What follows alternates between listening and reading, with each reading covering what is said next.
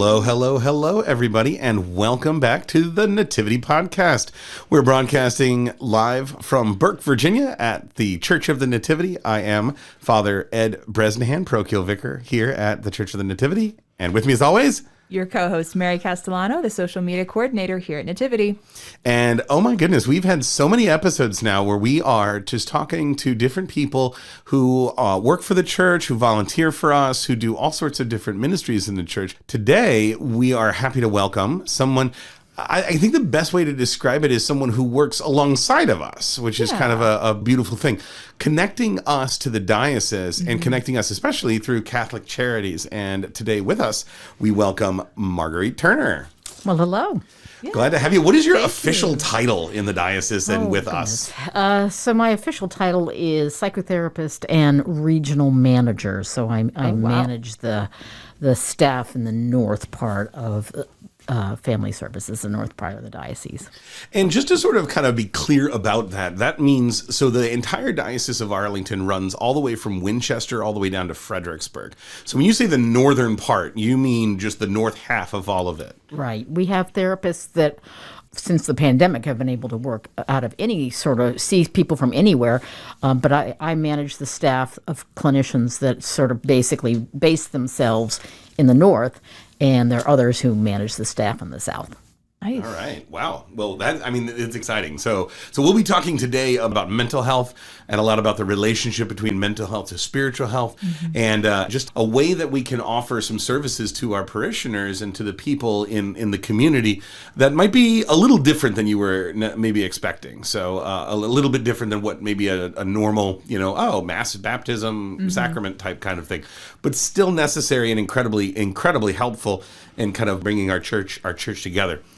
But I got to ask, when we talk about these things, a lot of times these are professions and, all three of us here working for the church and doing these things, for the church. I wonder sometimes, if we hadn't necessarily heard the call that God gives us for the mission that we're doing right here in Burke, what would we be doing? What would be like that job? If you were just on your own and had your own druthers and could do anything and there was no like application process for it, no sort of prerequisites or qualification, you just automatically got to do the job. Right? And it could be any job in the world. And what would that job be? Mary, what would you do? Oh man, I think it would be really cool to be kind of a travel photographer. I think another title for it nowadays is called adventure photographer. This is very popular on Instagram right now. But I think it'd be really neat to be that friend who is in charge specifically on your family vacation or travels of just taking your photos. I think that would be so cool and so much fun, especially in really cool, really neat places. You get to meet some fun people, and then you'd also get to travel. Yeah, I think that'd be really cool. A traveling photographer, but specifically to take pictures like of people on their travels. So I love it. What about you, Father? It's funny because whenever I tell my vocation story, I always like to share with people that before I became a priest, one of the first things that I wanted to do was that I wanted to be a spy. Ooh, I've never heard that before. I did. So I like to tell people that also because they're like, wait, what? And now I tell people that I have the perfect cover. Oh my gosh. No one suspects hiding in plain sight. No, the best part about it is what I really love is I love the idea of being able to solve puzzles, like solve mysteries, codes, those kinds of things, and kind of putting the pieces together to find out who the other spy is. And I think that I could be wrong, so maybe one of our loyal listeners can tell us the actual term for it, but I was always under the impression that the term was called a spook. That a spy is someone who looks to get information from someone else, and a spook is the one who is sort of protecting the information by looking for and sort of discovering the spies.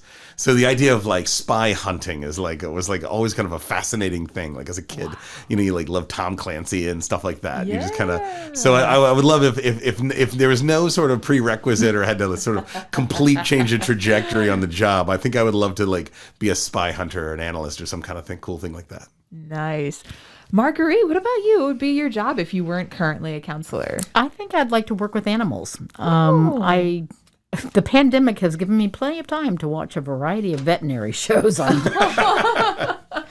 And I think I would like to work with animals, not necessarily rhinoceros or elephants, but dogs, cats, horses, things like that. I'm not sure I want to do surgery on them, but I think I'd want to spend time with animals.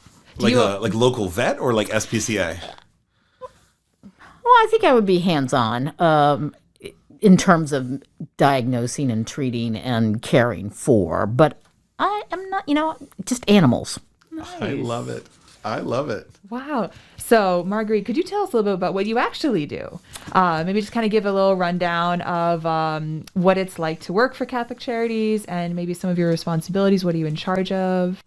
Well, I've been in Catholic Charities for about 21 years. I'm a licensed professional counselor in the state of Virginia, and I supervise the staff that I mentioned, as well as supervise people who are looking towards licensure for the state. And I see clients and manage the North program.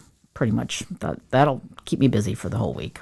Yeah, absolutely. So, Margaret, your connection here to Nativity, pre-pandemic, you would come once every week and you would meet with clients here at the office in person. How long had you been doing that? Prior to the pandemic? Yeah. I think we're going on about 5 years or so in total. If I include the pandemic, if maybe 6, I'm not sure. So I would come on Tuesdays before the pandemic, and now I'm here on Thursdays, and I see people who not only have been referred to me by the parish through the parish. I also see some of my clients that live just closer to here, so they'll come here. But I know my name and phone numbers in the bulletin, so I get a variety of calls, not necessarily related to therapy, but looking for resources from Catholic Charities. So I just sort of field whoever calls me and whatever they want to ask me. Wow. And so you meet with people in person, like we just said, and do you still continue to meet with people virtually? We do. I don't think we're ever going to go back to 100% face-to-face. We have found, and I would never have believed it, that this virtual thing is really effective. I got to see wonderful animals in the background doing strange things, and people will sit on their bed in their jammies, and they're just, not everybody's doing that, but they're just really comfortable, and they feel safer, and they don't have to fight traffic. It's been very effective. And so for those who want to continue to do that, I think we will. For those who want to be seen in person, we're going to do that. I now go 2 days a week, one day here, one day in Fairfax, or is our headquarters, seeing people there for those who want to come in person. Now, you said that you work for family services. So in general, I'm kind of putting some pieces together here. Does that involve counseling whole families, individual people in families, couples? All of that. So I am not exactly sure how that. So at Catholic Charities, we have about 21 programs, and family services is one of them. And its name predates my tenure. And so I'm not quite sure how it got that name. People tend to get a little confused at times with what we do, but we do serve. We are the outpatient mental health counseling part of the agency, and we serve individuals, couples, families, parent, child, children, adolescents. It's amazing. Absolutely phenomenal. Have you noticed that the pandemic has affected sort of the need, or what sort of maybe difference from how you've entered into the work of helping folks with mental health? How has the pandemic changed or shifted that perspective? Or a couple different ways. One is we've noticed that by switching to virtual, we're being able to see more people. There was a point where if you were in the north part of the diocese, you were not going to be seeing people from Stafford or Fredericksburg. But now, since people can do this virtually, I have a few people who that's where they live, and they don't come up and see me in person, but I meet with them virtually. So our reach has expanded. Occasionally I even get a call from somebody in Charlottesville or someplace else, because you don't have to actually be a member of the diocese apparently anymore to do virtual therapy in the state.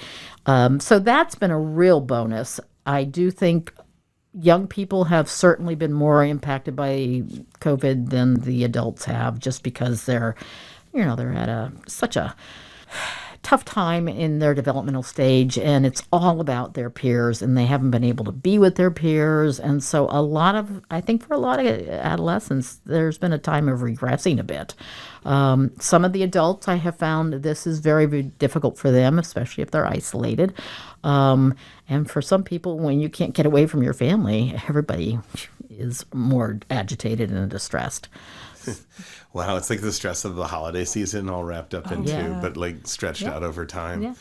Well, and for some people, it's worked out well that they don't have to work as hard in terms of the extra hours of a commute. They can end their day earlier. I certainly have seen people walking around the neighborhood at all kinds of different times of the day. So clearly people are being able to take breaks during their workday that they didn't used to. And I think for some people, it's actually been a boon. So it's kind of a mixed bag. Yeah. Now, Catholic Charities provides sort of a unique perspective in the world of therapy because it's in the name, right? Catholic Charities. So there's an opportunity to sort of be open, I think, about that intersection between faith and life. So have you noticed, or how would you sort of describe sort of that connection between mental health and spiritual health that you do in your work? Well, I certainly over the years have noticed that if somebody is doing anything that would probably not be approved of by the Catholic Church, they're going to self-select out. They're not going to come to us. Those who do come to us tend to be Catholic. You don't have to be Catholic to use our services, nor do you have to be Catholic to work at Catholic Charities. The majority of our clients tend to be Catholic. I absolutely think it's, for some people, they really want to, and they're hungry to make a connection between their faith and their mental health, to be able to talk to people holistically about both spiritual and mental health issues, I think is really handy. We have to be very clear that we are not doing spiritual direction. Mm-hmm. We are not doing, air quotes, Catholic therapy. Right. That we're doing professional mental health therapy with all master's level clinicians, licensed hopefully soon, clinicians, but that we have the openness to be able to talk about some spiritual stuff if they would like to do that.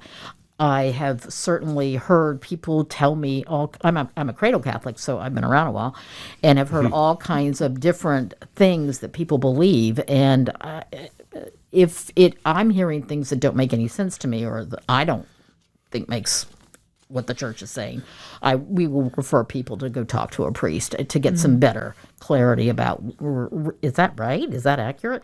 Because I've certainly seen some real damage between how people, in all honesty, have weaponized some of what the church would teach about something and use it against somebody in terms of telling them they're sinful, they're bad, they're wrong, they're inviting Satan in, things like that, which I'm like, yeah, I don't think so, but I think you need to go talk to somebody to get the real truth about that one. I think that's so interesting that you bring up the referral process to a priest, because I did a little bit of pastoral ministry in my college.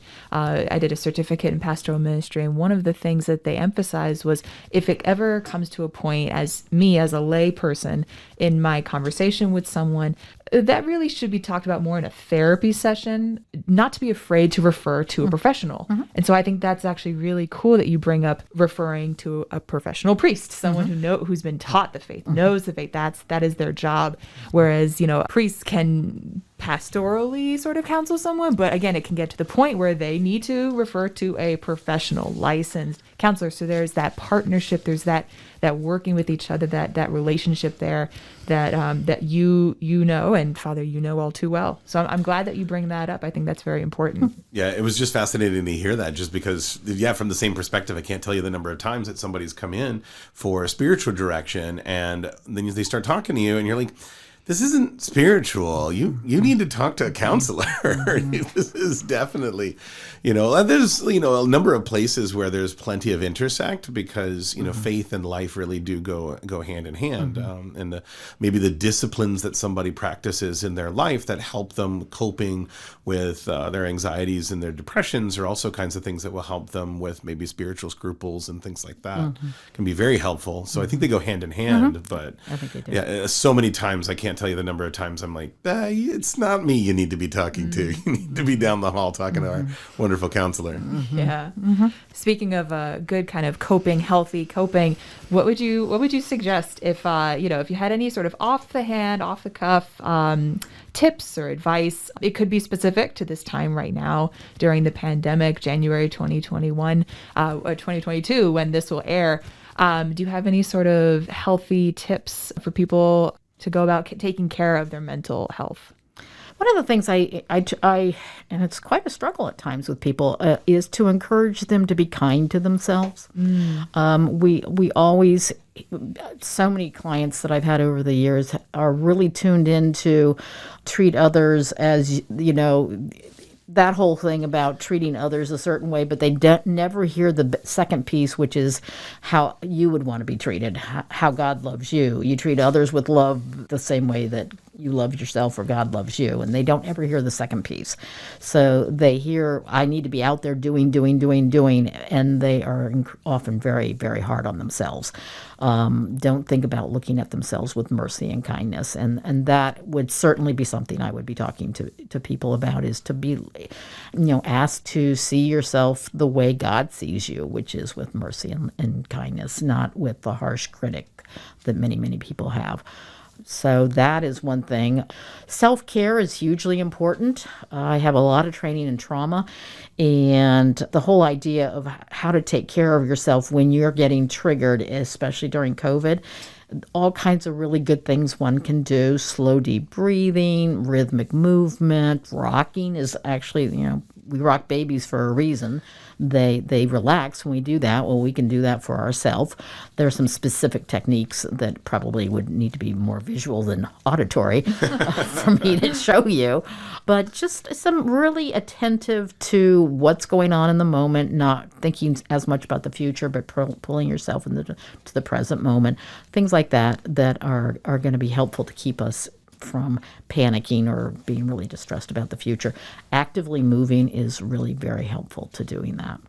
Wow, I think it's really great that you bring in some physical things that you can do.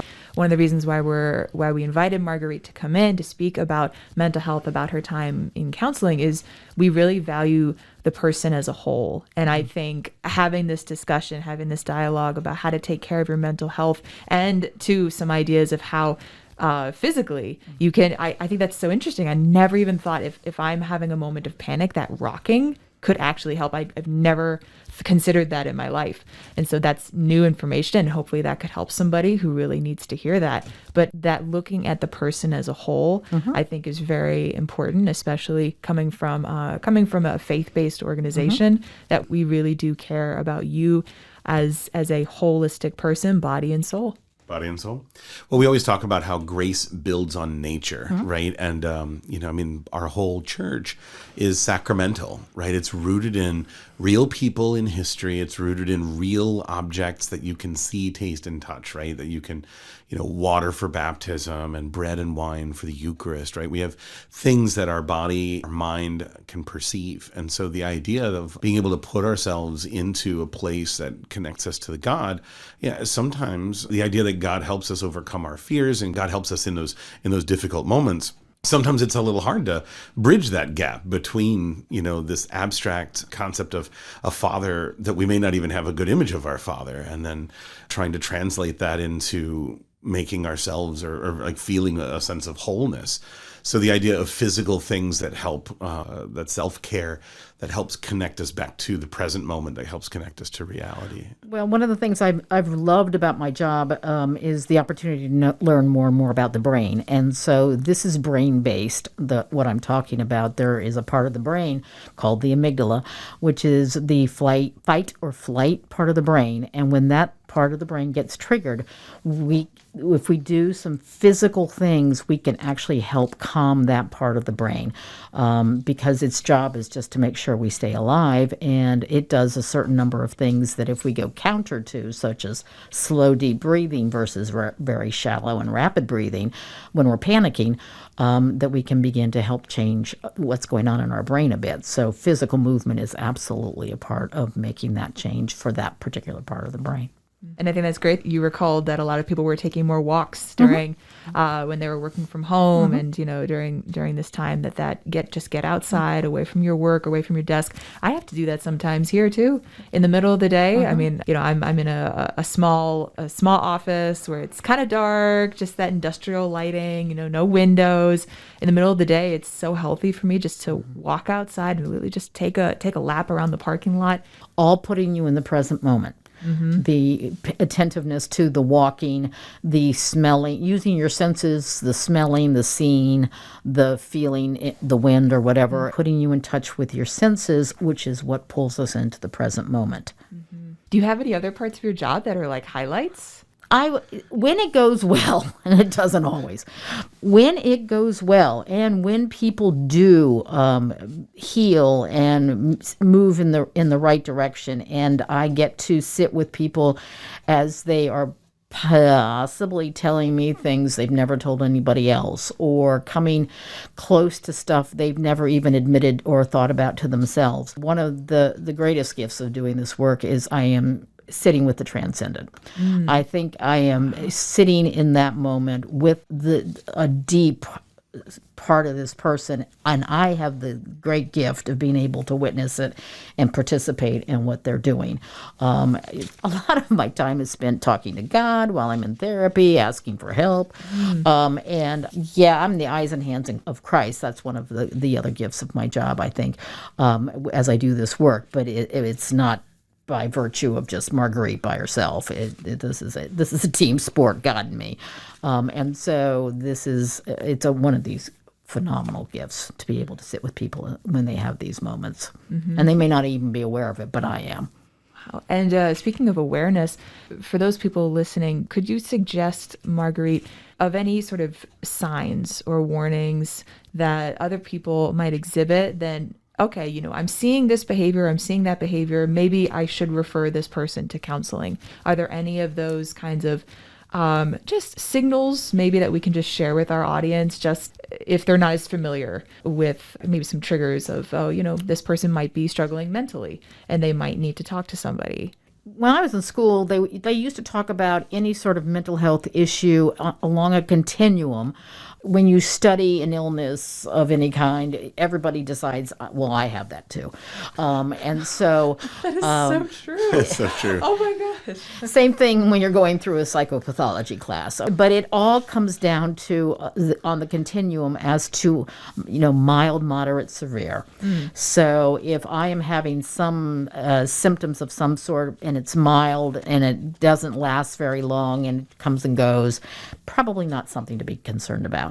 I'm going to be more concerned about something that seems to come and take up residence and maybe get worse, or certainly not improve. And I'm thinking about things like anxiety and depression, when those are biological illnesses. And so when somebody is dealing with that, chances are, if it's an organic versus a situational kind of depression, it's not going to get better. It's going to come and stay. And so when something you see is not getting better, is now pretty chronic, might be getting worse, that certainly would be a time that I would suggest, somebody go talk to somebody. And it's so hard to sort of gauge that, because sometimes, especially with depression, you just feel like, oh man, it's just been a tough day.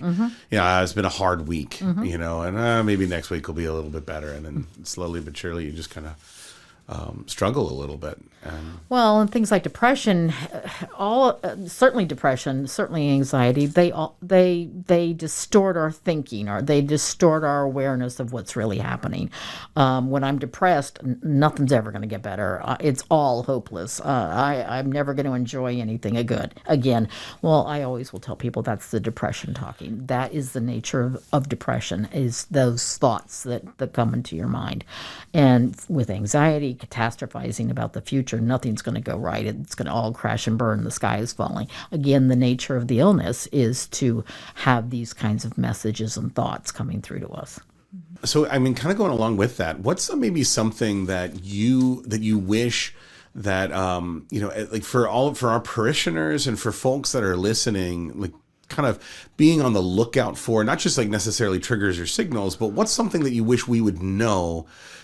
Maybe a question not to ask, or like maybe something to something that would help us sort of be able to say not the right thing, because I don't know if there's ever always the right thing to say, but at least to be able to be a positive presence for someone struggling with anxiety or depression, or really anything. Well, they're definitely the wrong things to say, without a doubt. And I enjoyed actually sitting here thinking about what would I like people never to say again. Please do share. So those are things like, so these are the don'ts. Don't tell someone they're going to get over it. Don't tell someone it's God's will. Don't tell someone it could be worse, or that they have nothing to complain about, or this I heard once, again, a pet lover lost a dog and reported on somebody had said to them, it's just a dog. So, never say that to anybody. Never. I don't encourage people to look to fix things for somebody who's speaking about something that's going on for them. Typically we don't need a fixer, unless we're asking for it, when we're trying to tell you how I'm feeling about something. So don't try to fix something. And especially you shouldn't feel that way. That I hear a lot that people will say. So that's on the don't list. On the do list is, I'm here to listen to whatever you need to say. I'm sorry that you feel really badly about what can I do to help, and how can I support you? So rather than assuming I know what they need, I'm going to give them the dignity of telling me what they need and asking for whatever they need, versus me just rushing in and trying to fix something. But many, many, many times people have their emotional reactions and perspectives and just how they've taken something, or how it's landed for them, dismissed and told that's not a thing. You shouldn't feel that way. That's not real. Oh, please, that's just so little. Don't worry about that. But the whole idea of dismissing when somebody will tell you they're feeling or thinking about something. Wow. Thank you for sharing. I think that's really, really valuable information. I've seen a lot of people sharing a little bit more on social media just about some of their own personal mental health struggles, or some of these stereotypes, or some of these taboos, trying to break those stereotypes and bring more awareness. So I can speak on behalf of some people that I know. Thank you for your work. It's incredibly valuable, the kind of work that you and the other counselors at Catholic Charities are doing, and it's even more valuable, I think, that you're doing it. Like you're saying, it's the Holy Spirit working through you, definitely through your degree. Definitely through your license degree. I won't downplay the importance of education, but I think it's wonderful that the Catholic Church recognizes this as a need and has services to offer. So kind of going along with that, how can people get in touch with counseling services, people who are in need, and all of that? How can they get in touch with the folks from Catholic Charities? So we have an intake coordinator, one in the south, one in the north, and that would have been a good number for me to have with me, and I don't. And so they can go to ccda.net and look at our different programs, and then there is going to be a number there in terms of an intake coordinator to call. Certainly for this parish, I know my name and my phone number are in the bulletin, so that would be certainly the first place you can call if you do, especially since I don't have Irma's phone number. So they would go through that process. And for people here, I will sometimes offer a free consultation just to find out, what do we want to do? Is this something that we really could work on or would benefit from therapy, or is there something else that would be more helpful to you? That's fantastic. So we always ask one question. We've been asking everybody, and it's going to be like our theme for the podcast, because we've noticed that there's something special about the decision behind why people choose this. So it's a question you already know the answer to, but I bet you've never been asked this before. So Marguerite, where is your pew in the church? Where do you sit in the church? What's your spot? Well, at my parish, I am in the choir, so I don't have an assigned pew in the church because right now I'm sitting with the rest of the folks in the choir. All right. So I have been sitting in the same seat for the past few months. So now, is it choir on the side, or is it choir up in the balcony, or is it choir kind of up It's up in the front, on the side. So you see everybody. Yeah, we do, and they see us. It's kind of scary at times. Yeah. If it's okay with you, I have a couple shout-outs. One Sure. is I really would like to do a shout-out for the bishop. He is... Bishop Laverty, Bishop Burbage especially, all behind counseling. And a lot of the Catholic Charities are not doing mental health counseling anymore because it is an expensive program. And so a lot of Catholic Charities have decided not to do the counseling program. And so both these bishops have been phenomenally supportive of the family services. And I really shout out for that in gratitude. And then the last thing is what would be something I wish everybody knew. I have encountered this one so much, so I want to just add this before we end, is our emotions are not sinful. I can't tell you the number of people who come to me and say that they've been sinful because they felt a certain way. And I do all the time that what we feel is not sinful. God gave us our emotions. They're like lights on the dashboard of a car to help us figure out what's going on inside. Of course, what we do with them can be problematic, but they themselves are not. And so if I could help people not have to bear the burden of guilt about just feeling whatever they feel, that's my last shout out. Oh, that's fantastic. Thank you. Yeah. Marguerite, it has been an absolute joy to have you on. And I mean, we could talk for hours. We could have an extended bonus footage for you. Maybe one day we'll have like the sequel or something like that. But look, mental health, folks, is a very serious, very real thing. And it's beautiful that our church spends the time that it does to make sure that folks are getting help that they need and have a place to turn to and a safe landing place. So we're so grateful for Marguerite for all of the work that you do, the work that all of Catholic Charities does. Mm-hmm. And folks, if you are ever struggling or feeling anxious or not sure how to cope with emotions or issues or anything that's gone on in your mind, if you're worried about those kinds of thoughts, don't hesitate to call the church to get a hold of us. We will get you in touch with the Catholic Charities. There is not a single soul on this planet that isn't worthy and has dignity, and we'd love to help you understand that if you have trouble seeing it in your own life. So we are grateful for you, and we're grateful for all of our listeners. And with that, God bless you all, and have a wonderful day. Bye, ladies. Bye-bye.